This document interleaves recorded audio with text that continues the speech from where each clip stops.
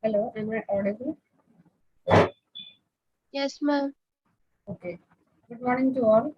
I see 57 participants have joined. As usual, please mark your attendance within the first 20 minutes itself.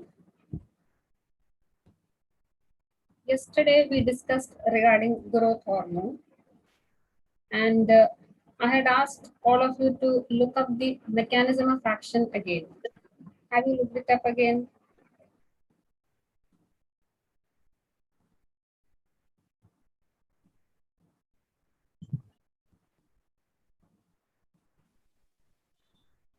So, why is it that you haven't looked up? You did not expect the class today, 8 o'clock, will be growth hormone, that's why.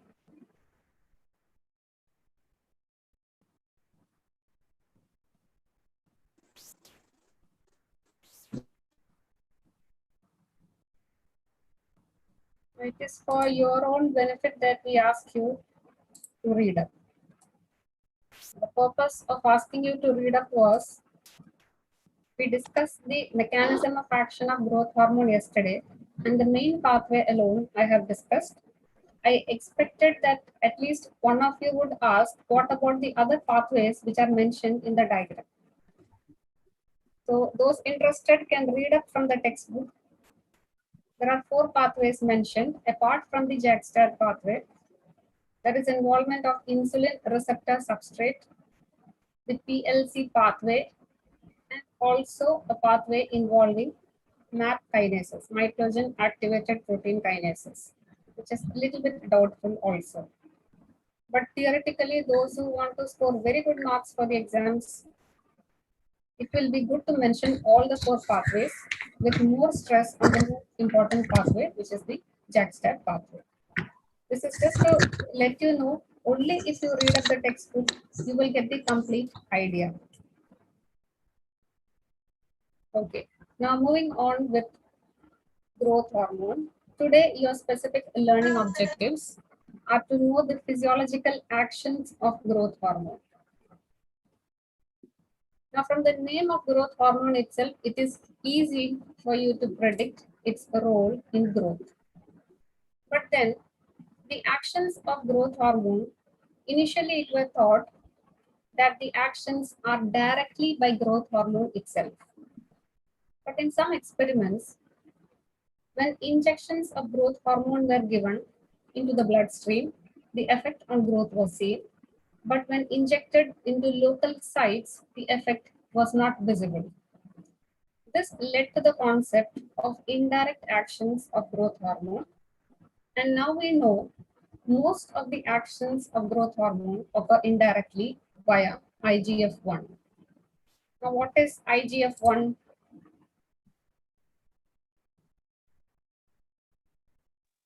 Insulin-like growth factor. Insulin-like, but insulin-like growth factors, you have 1, 2 different numbered ones. So what is so special regarding this IGF-1? What is it also known as? Somatomedin C. Somatomedin C. Sometimes as a short question, either insulin-like growth factor 1 or somatomedin C, the other name may be asked.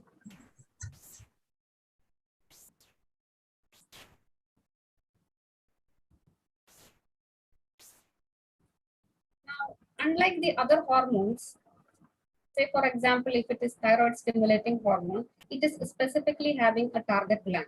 So these endocrine hormones, they are released into the bloodstream, they go to that specific target organ and act there. Here, for growth hormone, there is no specific target gland to act. This growth hormone is having effect on all the tissues of the body that grow. So on all the growing cells. Growth hormone, it can increase the cell size. It increases the multiplication or division of the cells.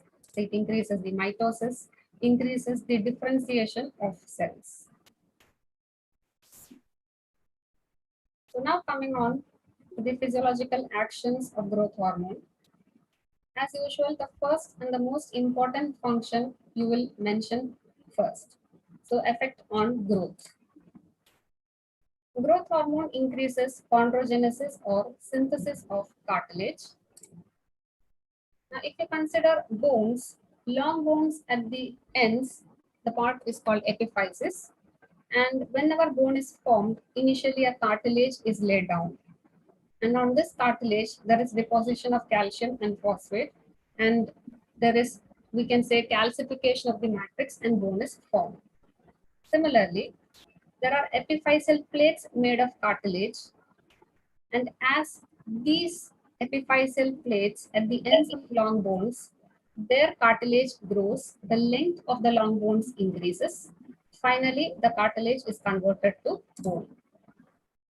Now, not only growth hormone is having an effect on growth of bone, but also on the soft tissue and viscera. So even the size of the visceral organs increases.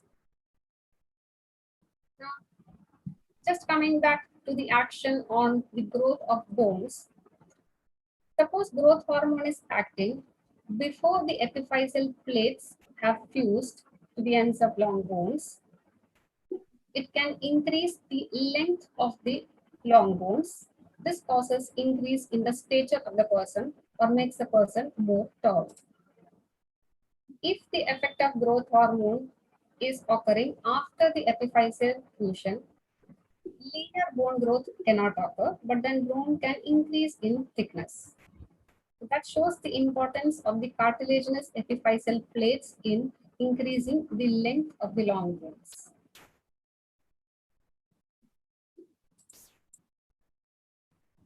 Now, though we have said that the bone growth is increased, there are a lot of things happening there. What all things is growth hormone doing? It is increasing the protein deposition occurring by the chondrocytic cells, which form cartilage, and also the osteogenic cells, which are increasing bone growth. So there is effect on the cartilaginous and bone forming cells. It is osteoblastic cells which are mainly forming bone. The more protein deposition occurs by the cells, these cells are increasingly dividing, multiplication of these cells occurs. There is conversion of the cartilaginous cells or the chondrocytes to osteocytes. Therefore, there is formation of new bone. Now, the long bone length at the epiphyseal cartilages is also increased as the cartilaginous epiphyseal plates are then converted to bone. Now, normally, the epiphysis, it is at the ends of bones and these are separated from the shaft because these are cartilaginous. So, sequentially, they are increasing in width and length and cartilage is replaced by bone. So, if you just summarize the effect on bone, basically it is increased stimulation of the chondrocytes and the osteoblasts. It is osteoblasts which are forming new bone.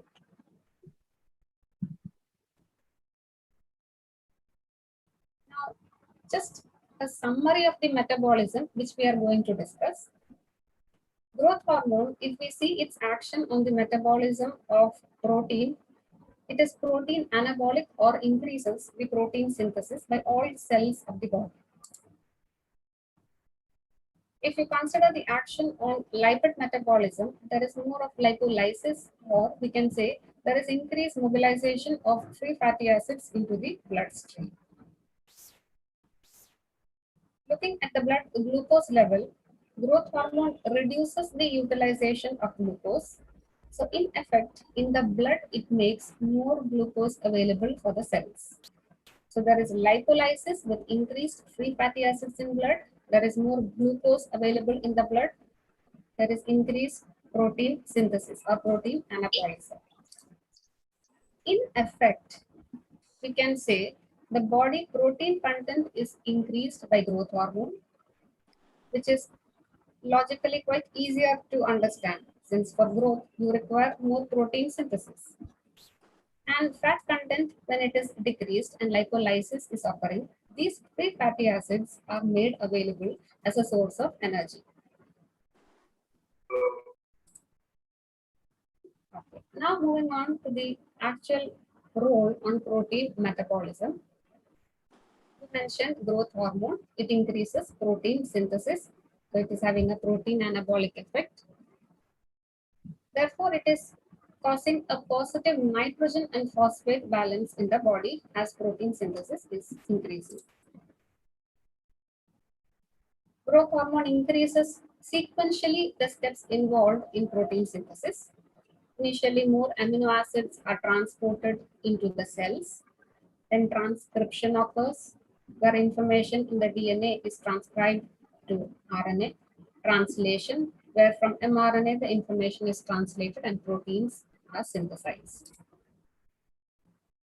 Now, not only protein synthesis is increased on one hand, there is also reduced breakdown of protein or reduced protein catabolism. This causes a net positive effect on the proteins. Also, growth hormones in effect are having a protein sparing effect. Now, what do you mean by this protein sparing effect? When the cells require energy, generally it is carbohydrate which is broken down. Now, if you look at the general effect of growth hormone and metabolism, it is increasing lipolysis. There are more free fatty acids available in the circulation. So these free fatty acids are preferentially utilized by the cells for energy. So in effect, the proteins are spared and proteins can be utilized for other functions. So in effect, proteins are spared, they are not broken down for energy. This favors the protein anabolic effect of growth hormone. Now, as protein synthesis is occurring more and also lipid is lysed, we can say the lean body mass is actually increased. So the muscle growth is naturally occurring because more of protein deposition is occurring and fat content is reduced. Along with this, there is also an increase in the metabolic rate. So in effect, there is more protein anabolism and less of protein catabolism. Now, third function that we are going to see is the effect of growth hormone on carbohydrate metabolism and fat metabolism. On carbohydrate metabolism, growth hormone is said to be diabetogenic. Now, what is insulin actually? What is insulin? Hypoglycemic hormone. Now, insulin, this is a hormone which is released from the beta islets of Langerhans of pancreas, and they reduce the blood glucose level. Basically, it is by increasing the peripheral utilization of glucose or glucose entry into the cells. Later on, when pancreas is taken, you will learn in detail how insulin is active. Here, growth hormone, it is having a diabetogenic effect. It is sort of having an action which simulates insulin resistance. Now, what you mean here is that growth hormone, it is going to increase the glucose output from the liver into the circulation. Also, it is having an anti-insulin effect in the muscle, skeletal muscle, and in the adipose tissue. Insulin generally promotes the entry of glucose into these peripheral tissues. Therefore, it reduces the blood glucose level. Here, growth hormone is having an anti-insulin effect and it reduces the entry of glucose into these peripheral tissues. Therefore, more glucose is made available in the bloodstream. So there is hyperglycemia. So if the blood glucose level is increased, we can say growth hormone is diabetogenic. It is causing a situation which simulates diabetes mellitus, where blood glucose is elevated due to insulin deficiency. Now, insulin deficiency, if it is occurring, the disease condition produces diabetes mellitus, which is of two types, type 1 and type 2. The type 2 diabetes mellitus is because of the resistance of peripheral tissues to the action of insulin. It is this type of picture that you get by the action of growth hormone, that the tissues are not utilizing glucose and the liver is increasing the output of glucose into blood. By these mechanisms, more glucose is made available in the bloodstream. So we can say on carbohydrate metabolism, growth hormone is diabetogenic. It increases the blood glucose levels. Now, when the blood glucose level rises, there will be a compensatory normal rise in the levels of the hormone insulin, and it will try to bring back the blood glucose to normal.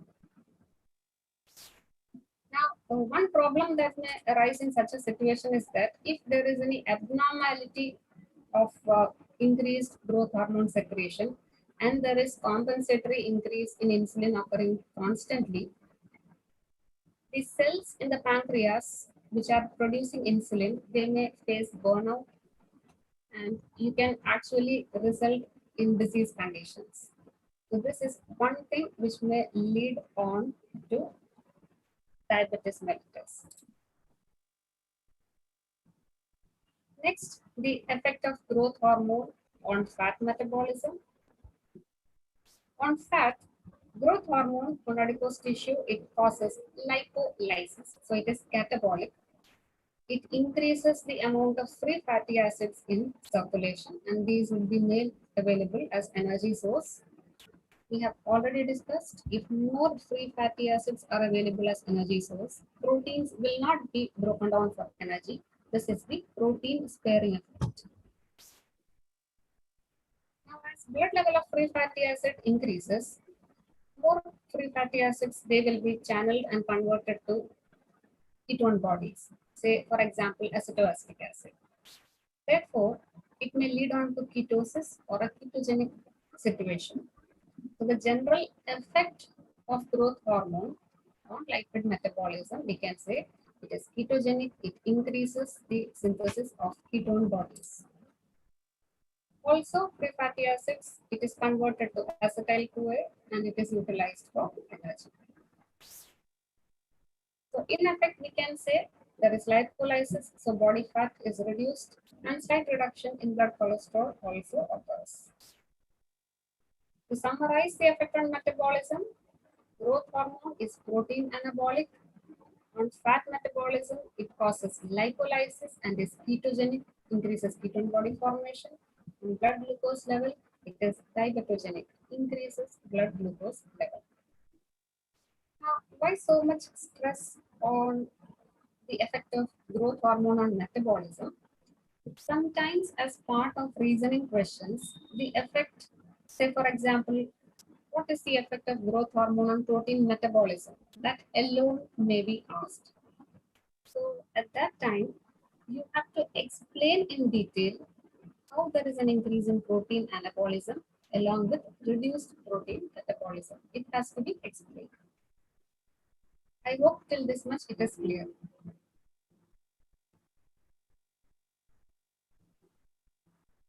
Fourth function of growth hormone, it is on the electrolytes. Now, growth hormone increases the gastrointestinal absorption of calcium ions. It also reduces the excretion of sodium ion and potassium ion. It is by increasing the diversion of these cations to growing tissues, and these can be utilized there. The fifth action, human growth hormone, it has an intrinsic lactogenic activity also. So of the functions that we have discussed, the action on growth is most important. Next comes the effect on metabolism. Now, if you just compare growth hormone, what is its basic actions? It causes epiphyseal growth, is protein anabolic or protein synthesis occurring, promotes lipolysis and blood glucose.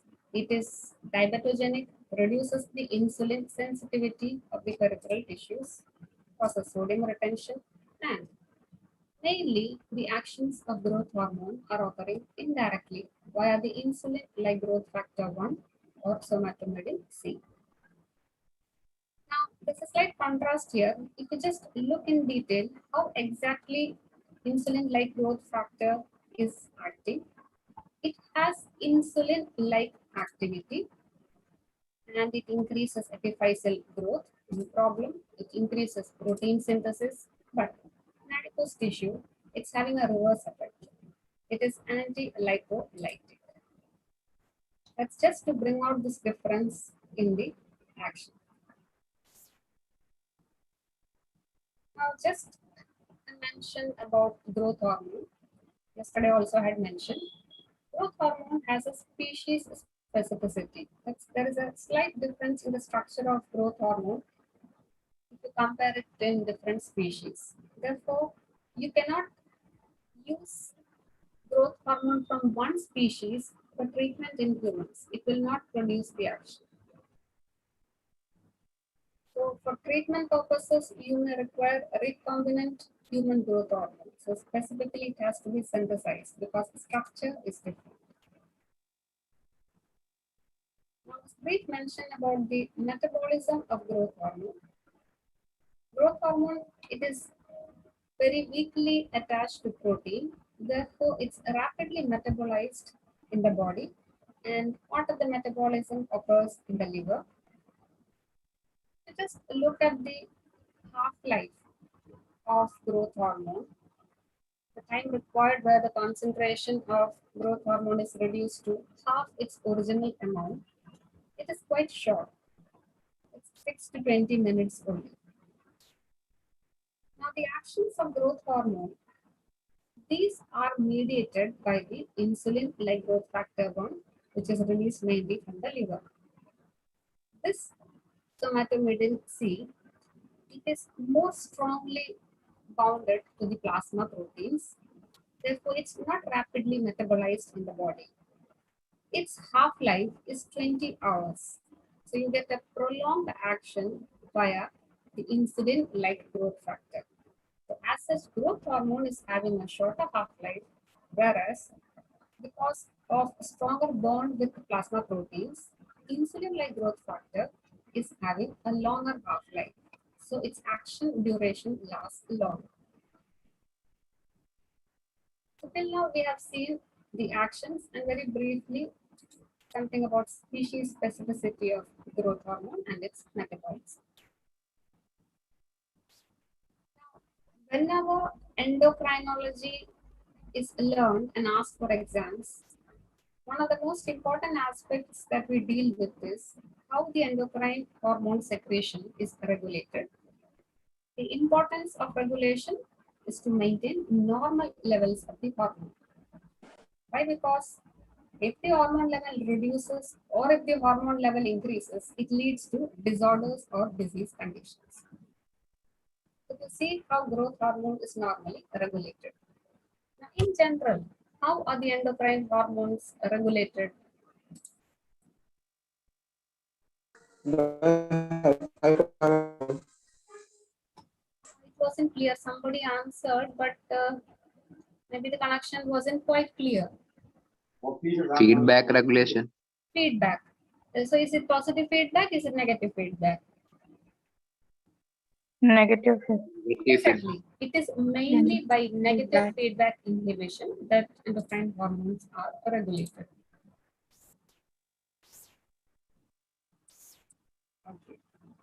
Now, if you look at the regulation of the growth hormone secretion, there are a lot of factors involved. Now, the long-term nutritional status of the person or of the tissues, this has an effect on growth hormone levels. For example, if there is protein deficiency, there is more stimulation of growth hormone secretion. So in fact, long-term level of nutrition or the long-term levels of protein in the body, this has more influence on the growth hormone levels. This has been seen in various experiments where the protein content has been sequentially decreased and the levels of growth hormone were measured. Another factor is ghrelin. Now, ghrelin, it is a hormone which is released from the stomach before meals, and this hormone is having a role to increase the growth hormone secretion. Now, just with the background of mention of these two factors, the main regulation of growth hormone secretion is by negative feedback inhibition.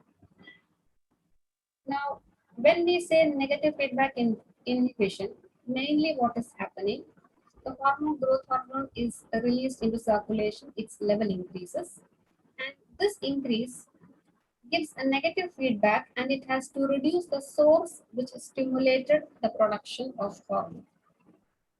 So what is the source which stimulates growth hormone production? Yes, what is the source which stimulates growth hormone production? Hypothalamus. So from hypothalamus, the hypophysiotropic factor which is released is growth hormone releasing hormone. So this is a peptide having 44 amino acids. Another factor which can inhibit it is growth hormone inhibiting hormone or somatostatin, which is another peptide having 14 amino acids. So basically, these hypophysiotropic hormones regulate the anterior pituitary, the somatotropes, and regulate the growth hormone release. Now, if you look at the levels, average levels of growth hormone as the age of a person increases, naturally, till adolescence, growth hormone level increases. Thereafter, as age increases, the levels of growth hormone start reducing.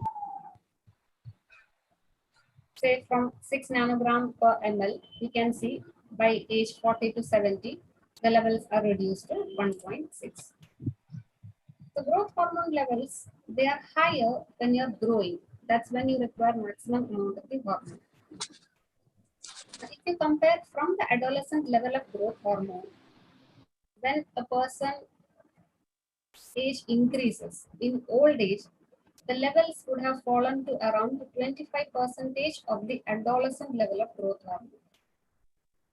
And naturally, at that time, you do not require so much of growth hormone because growth has ceased by that time. If you look at the plasma levels of growth hormone, this is on the x-axis, time factor is shown, that is from one morning 8 a.m. to the other 8 a.m. during a day. What is the level of growth hormone? You can see serially some fluctuations are shown.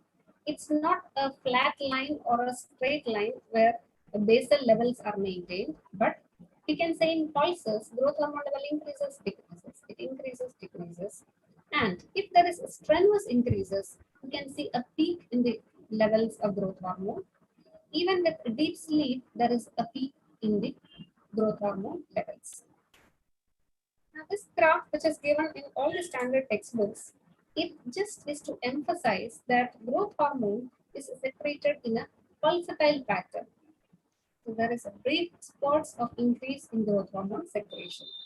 Now, how it is this pulsatile secretion is regulated is not quite clear. Now, we are just going to see few stimuli which can increase and decrease growth hormone secretion. Now, apart from the negative feedback inhibition, we need to know the different factors which can increase growth hormone secretion. Now, the most important one that we can mention is growth hormone releasing hormone from hypothalamus. Apart from that, if the blood glucose level decreases, say there is hypoglycemia, the person is fasting, this increases growth hormone secretion. So keep in mind, growth hormone, what is its effect on carbohydrate metabolism? It is diabetogenic, so it will correct it and increase the blood glucose level. If there are more amino acids in circulation, growth hormone level increases. These amino acids will be channeled for protein synthesis. If the levels of hormone glucagon increases, the person is exposed to stress in any form or exercise, in deep sleep, all increase growth hormone. Dopamine and even dopamine agonists increase growth hormone. The hormones estrogen, androgens, even acetylcholine, serotonin, ghrelin, these are factors which increase growth hormone secretion. Now, whenever there is such a list, it becomes important from exam point of view. Now, just mentioning a few factors which decrease growth hormone secretion. It is easier to remember somatostatin or growth hormone inhibiting hormone, which can reduce the growth hormone secretion. Also, if already the growth hormone level is high, it causes a negative feedback inhibition. REM sleep, more amount of blood glucose, increased cortisol, increased free fatty acid, medroxyprogesterone, old age, obesity, pregnancy. These are few conditions where the growth hormone secretion decreases. These are just factors we are mentioning which affect the growth hormone levels.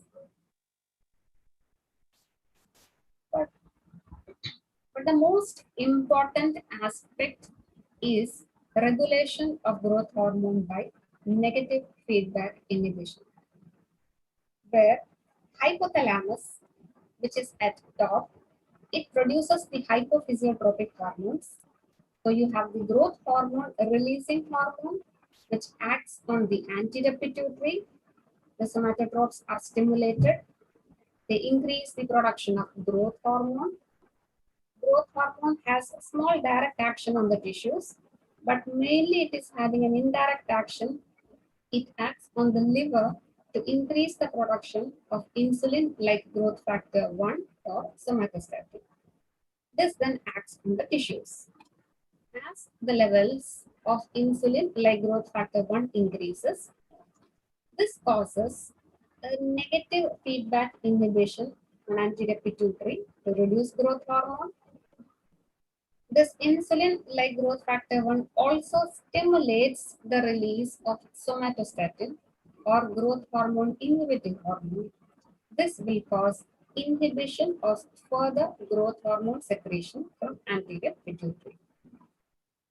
There is also a mention here of the hormone from stomach, ghrelin, which can stimulate the anterior pituitary to increase growth hormone secretion. Is this negative feedback inhibition clear? Now, from exam point of view, regulation of growth hormone, if it is asked, it is the negative feedback inhibition that you will mention first, and then you can mention the factors which can increase and decrease growth hormone levels. This diagram essentially has to be drawn to show the hierarchy where hypothalamus, the hypophysiotropic hormones are mentioned, then anterior pituitary showing the release of growth hormone, then insulin like growth factor 1 has to be mentioned. If you haven't read up well, you will show the negative feedback inhibition to be occurring directly by growth hormone itself, and you will lose marks there. So this is something special here, that growth hormone is acting indirectly via insulin like growth factor 1. I hope till this much it is clear.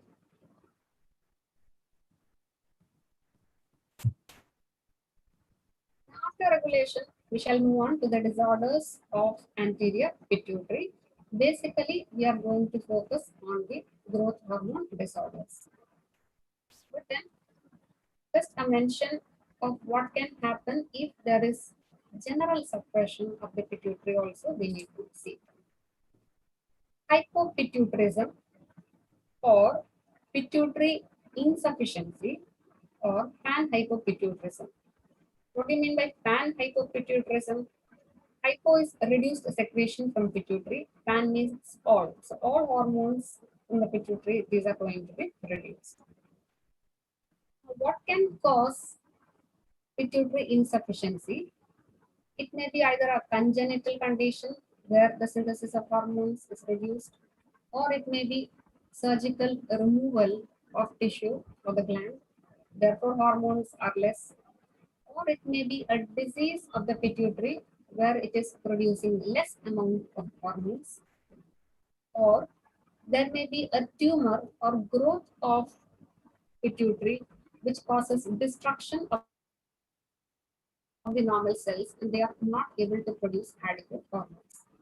The third reason is thrombosis or clot formation in the blood vessels supplying the pituitary, and therefore its function is reduced and the hormones are reduced. In panhypopituitarism, the general features are of hypogonadism, so reduced secretion of hormones having role on the gonads, hypothyroidism, hypoadrenalism, and growth is impaired. Now, generally, the sensitivity of tissues to insulin will be increased in panhypopituitarism, right? Because growth hormone level is reduced. There is also reduced cortisol level. Cortisol is it's glucocorticoids which is released from the adrenal cortical gland. Since there is hypoadrenalism, cortisol levels are also lower. So these are insulin antagonists. So when the levels of these two insulin antagonists is reduced, the sensitivity of the peripheral tissues to insulin is increased. So more insulin uptake, more glucose uptake can occur into the tissues. In such a situation, if the person is exposed to any form of stress, the person is having a risk of facing hypoglycemia, which means the tissues, because of increased sensitivity to insulin, they will take up glucose fast. So blood glucose level may be lowered fast. The compensatory mechanisms will not be activated and the person may suffer from hypoglycemia. When there is hypopituitarism, there is a reduced adrenocorticotropic hormone and therefore its intrinsic melanocyte stimulating hormone activity is reduced. It is having a melanocyte stimulating activity which increases the pigmentation. So if the levels of this hormone falls, skin typically is having a paleness that we call pallor of skin. Now, if the reverse happens or if ACTH levels are increased, skin pigmentation increases or skin darkening occurs. Here, compared to normal, there is a typical pallor of the skin because of reduced ACTH. Also, there is a decrease in adrenal glucocorticoids and the sex hormones. So, all the hormones involved are reduced. Now, if there is hypogonadism, the usual features are loss of libido or sexual attraction.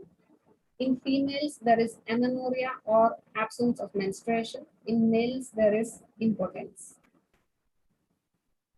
For hypothyroidism, the person may be having feelings of cold. So cold cannot be tolerated easily. The skin is very dry. Bowel movements are reduced. There is constipation, hoarse voice with reduced heart rate or bradycardia. Now, it will be easier for you to understand the features when each of these endocrine disorders are taken later along with each system. Also, there is prolactin deficiency. So, there is failure for postpartum or after delivery, lactation will not occur.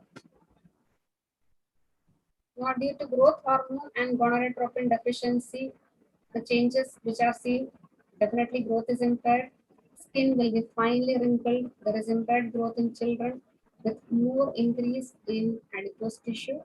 Muscle mass is reduced. This gives a false healthy appearance or a chubby appearance, where muscle mass or the protein is reduced and more of fat content is increased. So in effect, the features in hypopituitarism are of hypogonadism, hypothyroidism, prolactin deficiency, growth hormone deficiency, and gonadotropin deficiency. Just a mention of what is pituitary apoplexy. Now, one of the reasons that we mentioned for panhypopituitarism is thrombosis or clot formation in the blood vessels supplying the pituitary. Now, acute or sudden onset of infarction, that is a clot formation and then tissue injury, can occur in the pituitary. This may be because of either a tumor or any trauma or injury or a bleeding disorder, or it may be postpartum necrosis.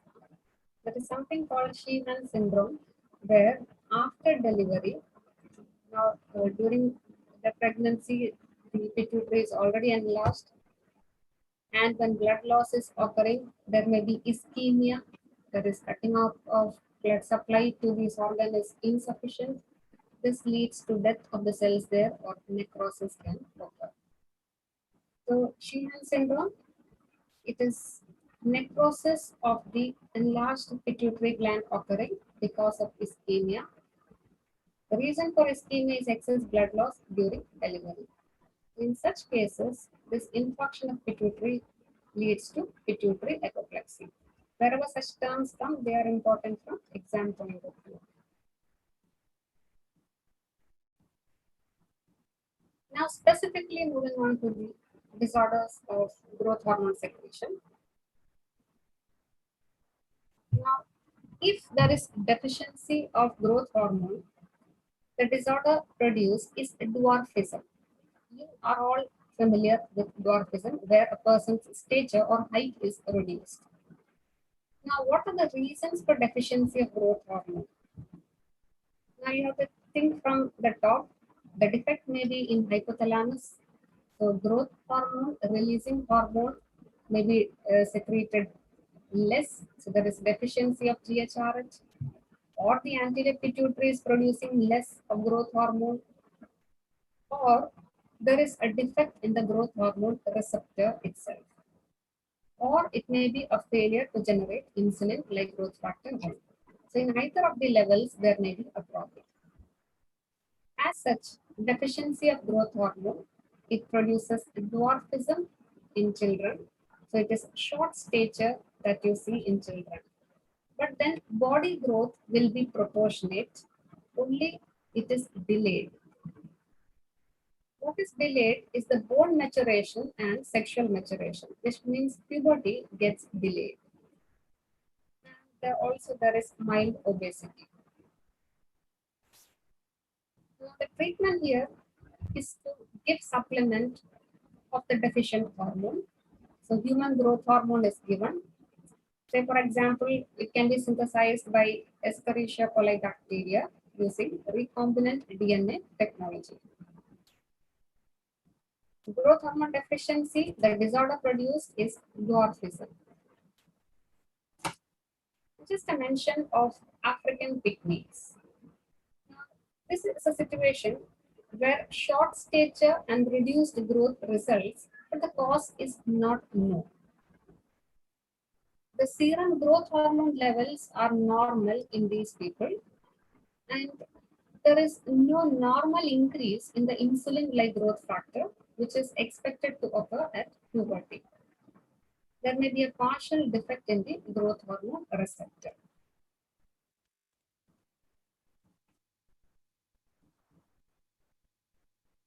Another condition, Laron dwarfism, also known as growth hormone insensitivity. Here, the defect lies in the growth hormone receptor. There is a loss of function mutation in the gene for the growth hormone receptor. Now the growth hormone receptor is unresponsive. Also, there is a reduced insulin like growth factor 1 levels. But quite surprisingly, the growth hormone concentrations, these may remain normal or it may be increased.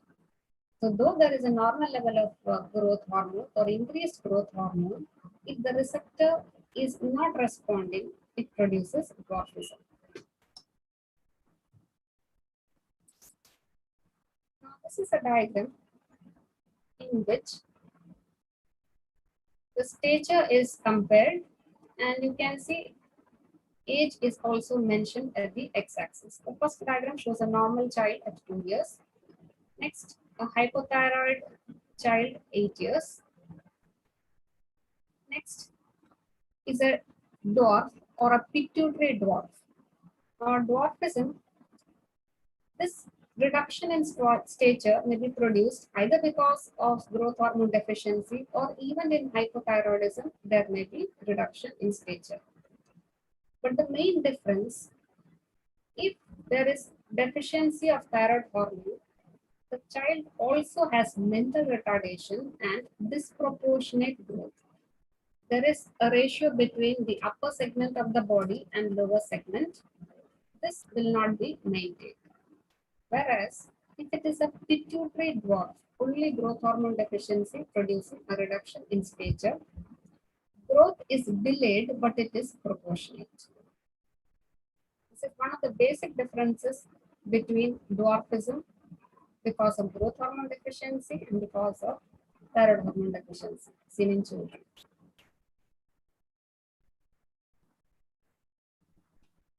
Until now, we have seen hypofunction. Now coming to pituitary hyperfunction, what we are mainly going to discuss is acromegaly, where there is excess of growth hormone production, and gigantism. We shall see the difference between both acromegaly and gigantism. Also, when pituitary hyperfunctioning is occurring, it can also produce Cushing syndrome. Now, this is something which will be discussed in detail along with adrenal gland. Now, one of the anterior pituitary hormones is adrenocorticotropic hormone that acts on the adrenal gland and stimulates the adrenal cortex. Now, if there is an ACH secreting pituitary tumor with bilateral hyperplastic adrenals, which means that the adrenal glands on both sides are increased in size. In such a case, suppose the surgery is done thinking that it is only the adrenal gland which is having a problem and adrenalectomy is done.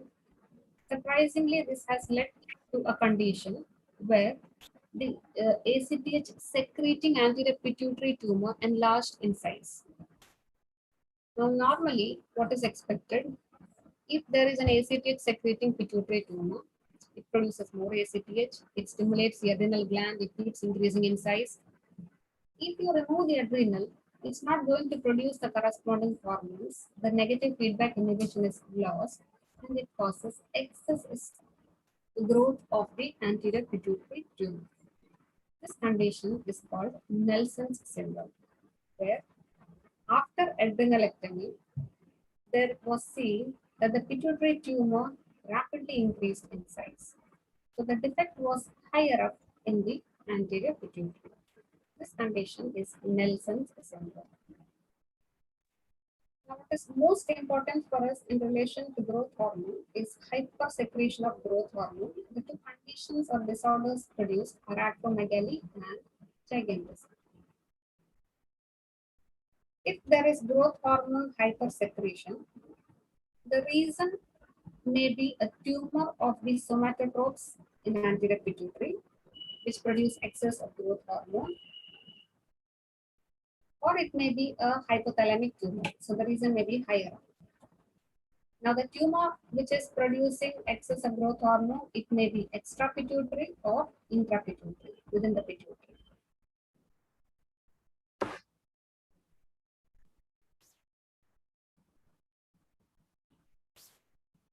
Now if there is increased growth hormone secretion before puberty, It leads to the condition called gigantism.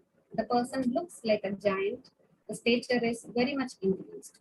Body height and weight is increased, and a person may even reach a height more than 8 feet.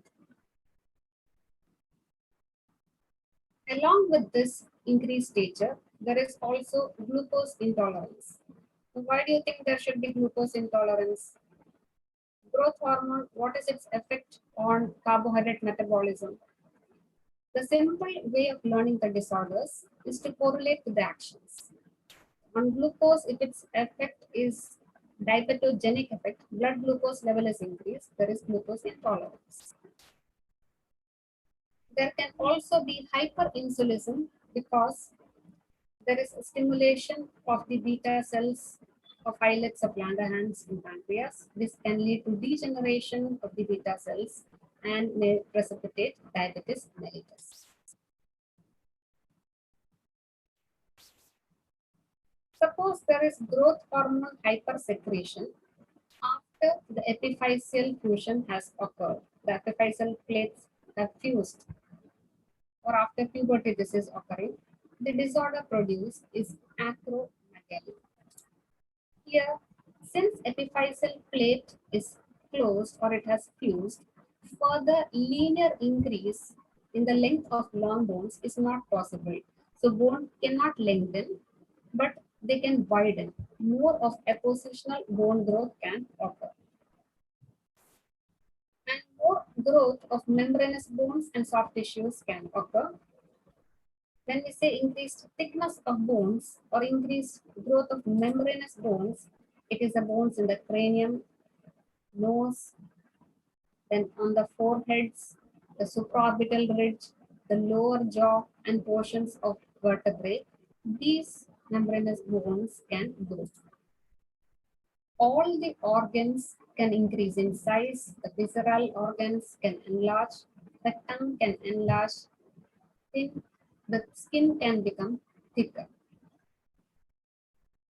So the main change in acromegaly, bone is not going to increase in length, but it thickens.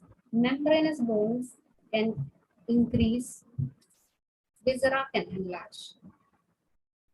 Now, this is a classical diagram of a person having acromegaly. Now, typically, acromegalic facies can be seen. The supraorbital ridges are more prominent. There is slanting of the forehead. There is frontal bossing, or the frontal areas are more prominent. The lower jaw is more prominent, or it protrudes forwards. This is called prognatism. The tongue will be enlarged, even the lips are thickened. The nose is also enlarged, and soft tissue there is also increased. Now the term acromegaly. Acro means ends or extremities. Megaly means enlargement. So the basic changes that you can see as features in acromegaly, these are enlargement of the extremities, which means the hands and feet, they are wider. The fingers and toes, they appear wider. There is more laryngeal growth, or the voice becomes more deeper. There is an anti-insulin effect. Therefore, there is abnormal carbohydrate tolerance, which may lead on to front diabetes mellitus. So blood glucose levels will be increased. Also, there is hirsutism, or excess presence of facial hair in females. There can also be gynecomastia. So the breast enlargement can occur, and also lactation can occur. If you just remember, one of the actions of growth hormone was the lactogenic action. So there is hypersecretion of prolactin in almost 20 to 40% cases of acromegaly. In some cases, there is also visual field defects. So that will be more clearer when later on, along with vision, the optic pathway is discussed as to what type of visual field defect occurs. Typically, the person has an acromegalic facies, where there are coarse facial features with bulbous nose, enlarged nose. The lower jaw or mandible becomes more prominent. This is called prognathism. Now, the terms like acromegalic facies and prognathism have to be essentially mentioned in acromegaly. So here the mandible is enlarged and the teeth are widely spaced. Along with other facial changes, the frontal sinus is enlarged. We can say the supraorbital ridges become more prominent. There is protrusion of the frontal ridges. The forehead slants more forwards. So these changes can be easily made out in the face. Along with this, there are osteoarthritic vertebral changes, and sometimes it produces a hunchback leading on to kyphosis. Also, there is hypertension and atherosclerosis. Now we have covered the major changes that you get in acromegaly. I hope till this much it is clear. Any doubts that you have?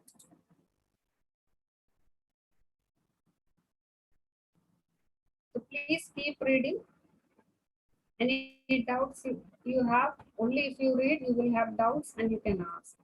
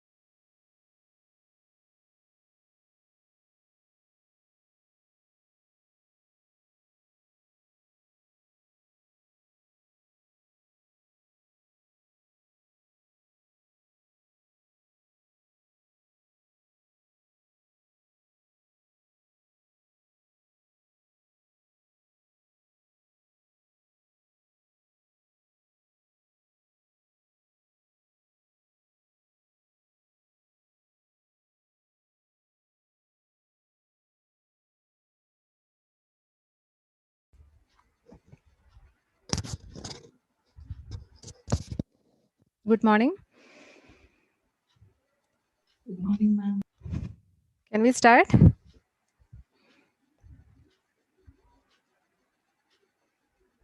Or you need a break for 2-3 minutes?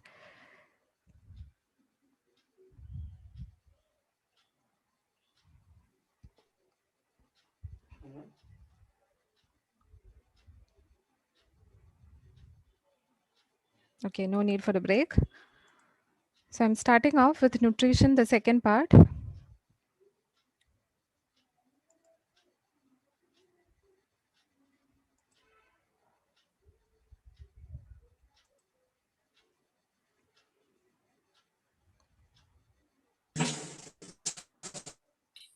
Can you see the screen?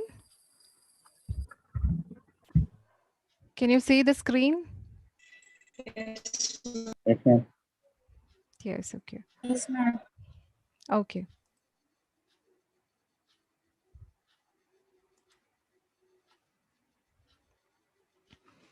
So in this class, we will see the competency 8.1.1 and 11.23, which is the energy content of different food items.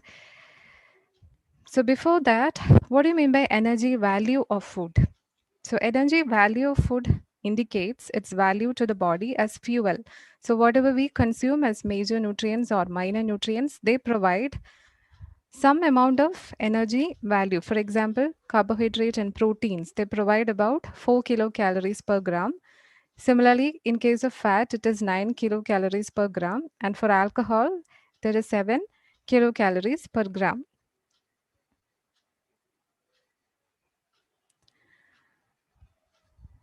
So what is the importance of, energy content or energy value or energy balance? The term, all these three terms, energy content or energy value or energy balance, in case of nutrition is very, very important. Now, why is it important? Can any one of you tell? What do you mean by energy balance or maintenance of energy balance? Why is it important?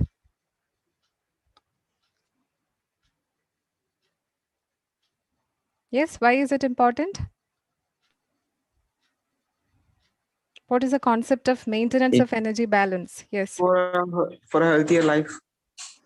Yes, for a healthy life, we need to have energy balance, അല്ലെങ്കിൽ neutral energy. Now, what do you mean by that? What do you mean by that? Energy. അനുസരിച്ചുള്ള intake വേണം.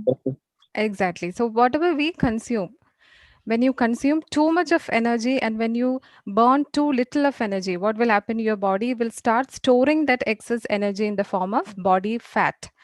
Now, this can lead to overweight or it can even lead to obesity. Now, both these, being overweight or being obese can cause several complications. That is another competency. What do you mean by obesity and certain complications of obesity? So, I'm not going to the details of that. But overweight or obesity can lead to complications, including you can even fall into the risk category of development of cancers. For example, colon cancers, pancreas cancer, all these are as a result of being obese or as a result of being overweight. So that is the importance of energy balance. So we need to have, always we need to have a balance between the energy intake and whatever being spent out. That is called as energy output or energy expenditure. Now this relationship between the energy intake as well as energy output, that is called as energy balance equation. It's a simple equation, not a complicated one. Energy balance equation means energy balance equals to energy intake minus energy expenditure. So whatever we consume, energy intake should be, more, shouldn't be more or shouldn't be less than the energy that is spent, energy expenditure. So in this diagram, you can see B and C as positive energy balance, and the third one, that is C, is a negative energy balance. Now, what do you mean by positive energy balance? Looking at the diagram, can you interpret? Excess More energy. intake and less utilization. Yes, positive energy balance means when the energy intake is greater than the energy expenditure. So what will happen? The result will be weight gain. So similarly, what is negative energy balance? When the energy intake is less compared to the energy expenditure. And this can cause weight loss. So all the three is very, very important. First one is a neutral one, that is maintenance of both. It should be both, balanced between both. Calories in and calories out should be equal. Now, positive energy balance can lead to weight gain as well as negative energy balance causes weight loss. So this is a concept of energy balance, and this is a importance of energy content of a food. We need to have a good idea about the energy content of the food item which we consume, energy value, what do you mean by energy value, and what is the concept of energy balance. So we talked about energy in as well as energy out. So this energy out or energy expenditure means it is a sum of basal metabolic rate, thermic effects of food, and physical activity which we do per day. So whenever we increase the amount of calories which we consume per day or per week, that can also contribute to weight gain over time. Now, can you explain have you heard about BMR or basal metabolic rate, and what is thermic effects of food, and what do you mean by physical activity? All these three terms, I hope you're sure about it. So what is BMR? Anyone? Body The mass. energy required to stay in rest position. Yes, it is a rate at which the body uses energy in order to support the basal metabolism. Now, what is a thermic effect? Thermic effect of food means what? And used for digestion. Sorry? Energy used for digestion of food. Energy? Additional energy. Additional energy which is used for? Digestion, absorption. Yes, digestion. Yes. So when we consume certain food items like protein-rich foods, for example, can you tell protein-rich foods example? Egg. Yes, meat, fish, or eggs. Yes, dairy products, etc. So what will happen when you consume all these protein-rich foods? This will help to increase your metabolism for a few hours. Now, how are these products helping you to increase your metabolism? They are doing this by requiring your body to use more energy in order to digest these food products. So this is known as the thermic effect of food. Okay, so when we consume certain food products, it increases the metabolism for a few hours by utilizing the energy from the body in order to digest, in order to metabolize these food products. And this is called as thermic effect of food. Now, the third word is physical activity. Everyone knows what do you mean by physical activity.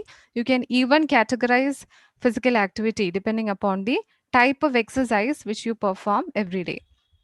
So, energy out or energy expenditure depends on all these: basal metabolic rate, thermic effect of food, and physical activity per day. So this is what we were talking about. Basal metabolic rate is the rate at which the body uses energy in order to support its basal metabolism. So BMR approximately it constitutes about 50 to 65% of the energy expenditure. Thermic effect of food estimated about 10% of the total energy intake. You can see in the diagram 50 to 65% of the energy expenditure is because of this PMR, which is followed by the physical activity which we perform per day, which is followed by thermic effect of food, that is 10%.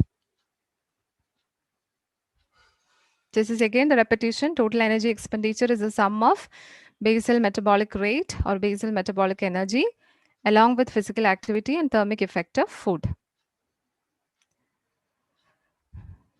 So BMR or basal metabolic rate, when you define it, it is required in order to support the basic processes of life. For example, circulation, respiration, temperature maintenance, etc. This is the role of basal metabolic rate, but it excludes digestion as well as voluntary activities. BMR doesn't include digestion or any other voluntary activities. So BMR constitutes the largest proportion, that is 2/3 of a person's energy that is spent per day.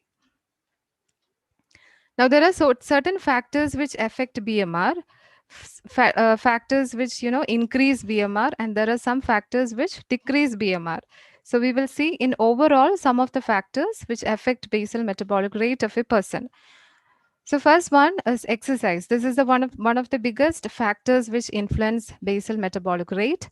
Basal metabolic rate is higher in people who exercise regularly. That is importance of telling or asking someone to do or perform even milder exercises per day that can improve your basal metabolic rate. Now, second factor is hormones. An increase in hormones, for example, thyroid hormones, it increases BMR. When you have a decrease in the amount of thyroid hormones, that causes lower level of basal metabolic rate. Now, third factor is body temperature. Extremity of extreme temperature, even if it is excessive heat or even if it is extreme cold, both these can raise the basal metabolic rate of a person. Now, next one, gender-wise, that is another factor which influence BMR. Males tend to have higher basal metabolic rate compared to females because of presence of male hormones, for example, testosterone, also because of elevated levels of muscle mass compared to females. The next factor is surface area. Taller individuals have a higher BMR compared to shorter ones. More surface area means more heat loss from the body. That is why taller individuals are having higher BMR. Now, next factor is age. As we get older, what will happen is BMR becomes increasingly slower.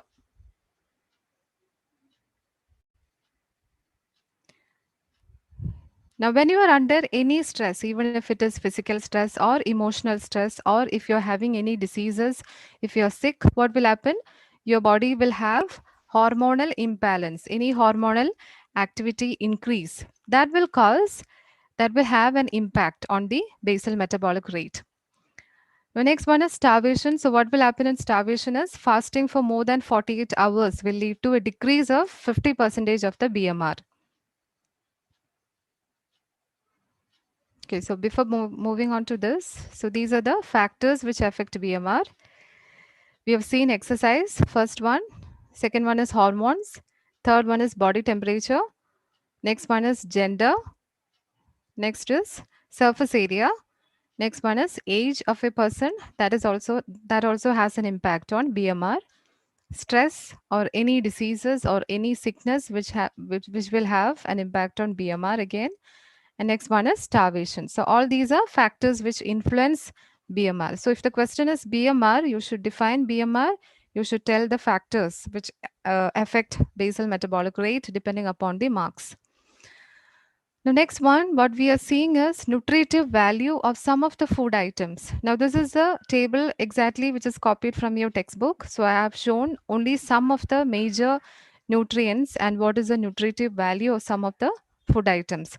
At least the major food items you should keep in mind. You should by heart the carbohydrate level, especially the carbohydrate.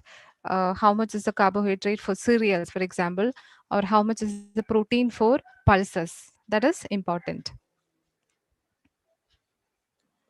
The next competency 8.2.1 is 8.2.1 as well as 8.2.2 is all about protein energy malnutrition.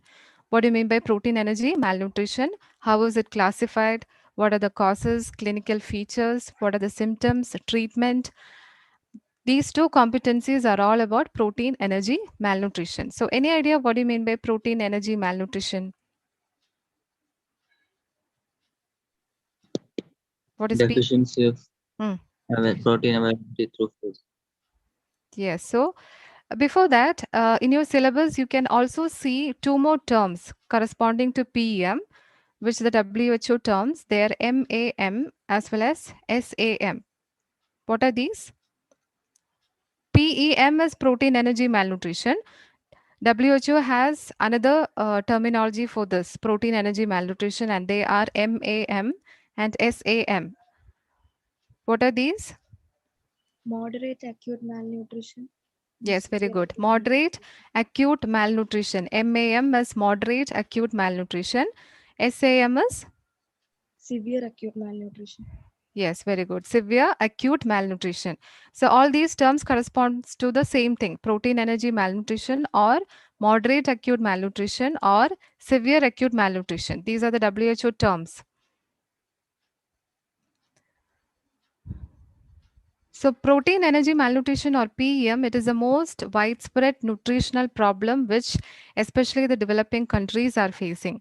And this one PEM is predominantly affecting children. That is importance of PEM. So you can see two extreme conditions in this case. At one end of the spectrum of malnutrition is a marasmus. And at the another end of the spectrum is called as the kwashiorkor. These two are nothing but protein energy malnutrition, the two ends of protein energy malnutrition. So what do you mean by marasmus? The word marasmus means to waste. So marasmus, what happens is when there is continued severe deficiency of both energy as well as proteins, that condition is called as marasmus. Whereas when there is isolated deficiency of proteins along with adequate calorie intake, that condition is called as kwashiorkor.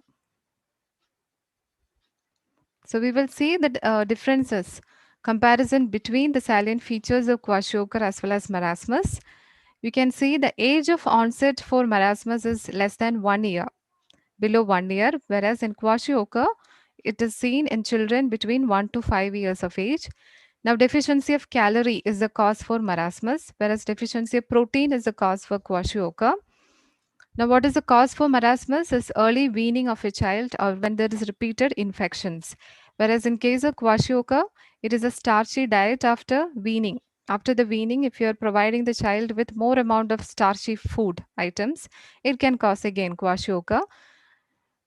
Then growth retardation is markedly present in marasmus. It is also seen in kwashiorkor. Now, attitude of the child in case of marasmus, usually the marasmic child is very, very irritable and fretful, whereas kwashiorkor children usually are lethargic, are very, fatigued or very tired looking children. Appearance, marasmic child is shrunken with skin and bones only, and they are usually dehydrated. Whereas kwashiorkor, you won't believe, kwashiorkor child looks plump, but this plump is because of, or this chubby looking child is because of edema which is seen on face as well as lower limbs. So that is the difference between the appearance of marasmic child as well as kwashiorkor children. Now, appetite is normal in case of marasmus, whereas a kwashiorkor child won't have any appetite. That condition is called as anorexia. Now, skin of a marasmic child is usually dry and atrophic. Kwashiorkor child will have a dermatitis that is called as crazy pavement dermatitis because of peeling, cracking, and denudation process which is happening in the skin. Now, hair, usually there is no characteristic change of hair in case of marasmus, but the other category, that is kwashiorkor, will have spars. The hair will be very soft and thin hair, easily pluckable, and curls may be lost. There are some associated features, for example, other nutritional deficiencies can be seen in marasmic child, along with minerals or vitamin deficiency are also seen in marasmic child, along with watery diarrhea. Muscles will be very weak and atrophic. Angular stomatitis and chelosis are very common in case of kwashiorkor. What do you mean by angular stomatitis and chelosis?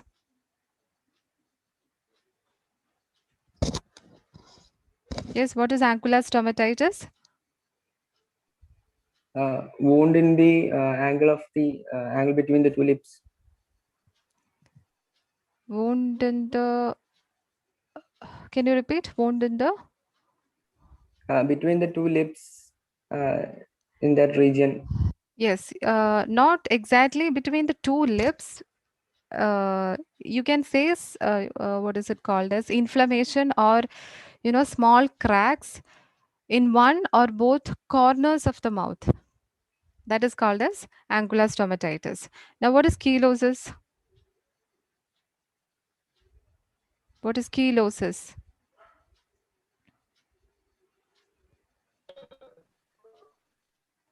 Cracking of lips. Again, it is painful sores which are seen in the corners of the mouth along with dry lips. So these are the features which are seen in kwashiorkor along with again watery diarrhea as well as wastage of muscles. Now, if you check the lab parameter, serum albumin will be less than 2 grams per deciliter in case of kwashiorkor. What is the normal albumin level in blood? What is the normal albumin, serum albumin? You finished plasma proteins, right? Theory, is it over? Plasma proteins? 3.5 to 5 gram per deciliter.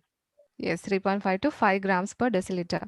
So in both the patients, it will be lower, but it is more, less than 2 grams per deciliter in case of kwashiorkor. Now, serum cortisol is decreased in kwashiorkor, whereas increased in marasmus. What is the role of cortisol? What is cortisol? Yes, what is cortisol? Hormone from adrenal cortex. That is a main stress hormone or steroid hormone. Okay, now next competency is 8.3.1, which tells you about balanced diet. Now, what is balanced diet? What do you mean by balanced diet? A diet in which all nutrition are included. It's diet in which all the nutrients are included. Okay. Any other answer? Any other response? Included Adequate in the carbohydrates and required protein. amount. Okay, adequate nutrients. That is what he told. Adequate carbohydrate, adequate proteins, major ones, major nutrients or minor nutrients. All these are included. That is called as balanced diet. In definite proportions. Yes, the quantity is also important. Quantity and proportion is also important if you're talking about balanced diet. So balanced diet is a huge definition, but you can easily break it into 2 sentences if you want. So balanced diet is a one which contains a variety of food items. You are including a variety of food items. You're including carbohydrates, you are including protein, you're including vitamins, you're including minerals. All that is fine. But the proportion or quantity is also important. Then only you can say it as a balanced diet. So balanced diet is a one which contains a variety of foods in such quantities and proportions that the need for energy, proteins, vitamins, minerals, and fats is adequately met. Now, why we are concerned about balanced diet is this is for the maintenance of health of a person, well-being of a person. Also, you can make sure that you are away from diseases if you are having balanced diet throughout. So the objective of a balanced diet. Can you show that definition once again? Yes, one second.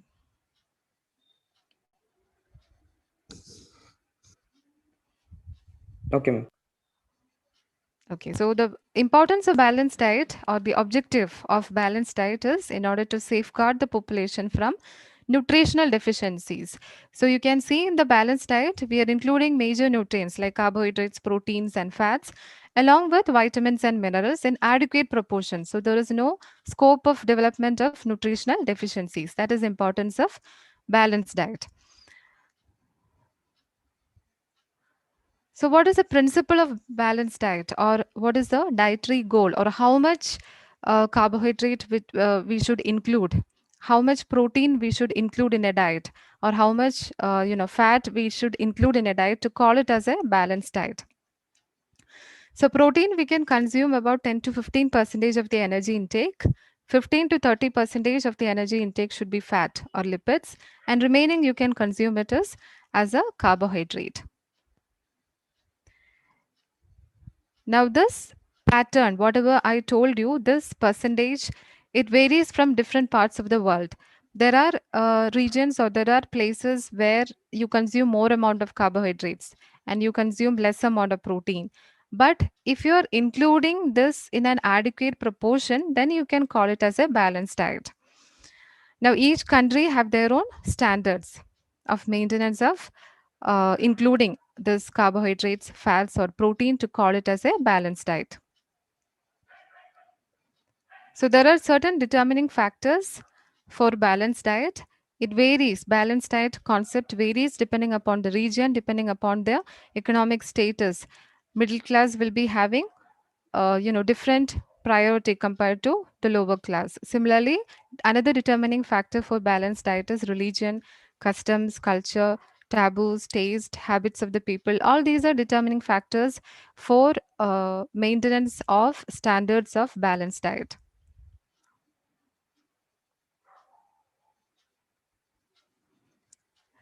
Now next competency is 8.4.1, that is obesity. So obesity, the definition is a state of excess adipose tissue mass. So when we talked in the previous class, if you remember, we have talked about BMI. What is BMI?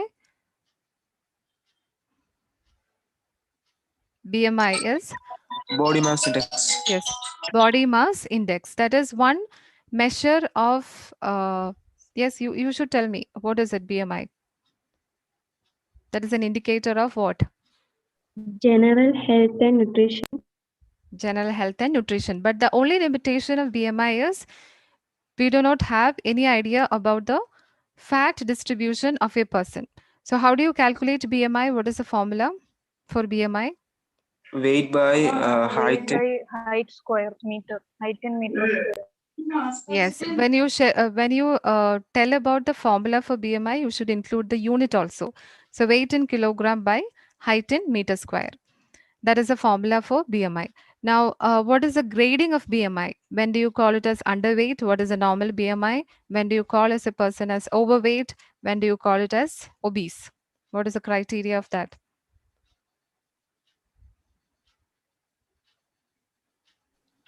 Ma'am, 18 to 25 is the normal range. Below it is underweight. Above 25 is obese or overweight.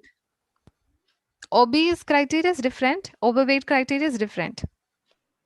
Underweight, that is the first one. Underweight, then comes the normal, then comes the overweight, then comes the obesity. Even obesity itself is classified into three more, morbid, obese, and all. But you should learn at least the minimum underweight, what is the normal BMI, what is the criteria to call a person as overweight, then obesity. What is the criteria?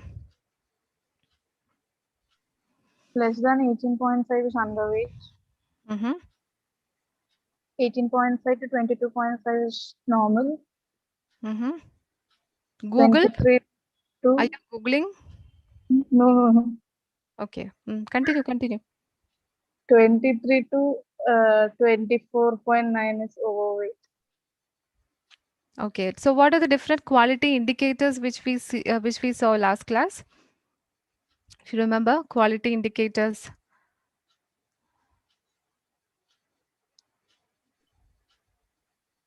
Apart from Method. BMI, we have seen quality indicators. Protein ratio. Protein, Amino acid score, amino acid score. Then Efficiency ratio. net protein utilization.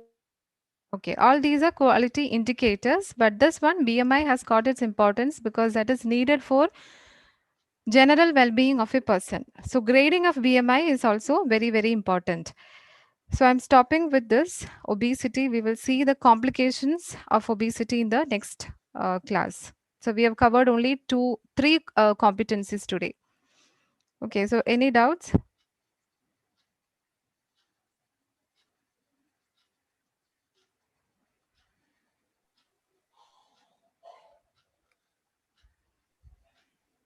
Ma'am, Yes, Parnu. in factors affecting BMR, you told that when temperatures increased, the BMR increases. Ma'am, Yes, how is that both happen? random. Both extremities of temperature is considered as having an impact on BMR. Ma'am, but in cold, when coldness increases, it is a compensatory mechanism to maintain body temperature. But why is it Body in, temperature will be maintained, but the rate of metabolism will be affected. okay, ma'am. Okay, yes, thank you. Thank you, ma'am. Thank you, ma'am. Thank you, ma'am. Thank you, ma'am. Thank you, ma'am. Thank you, ma'am. Thank you, ma'am. Thank you, ma'am. Thank you, ma'am.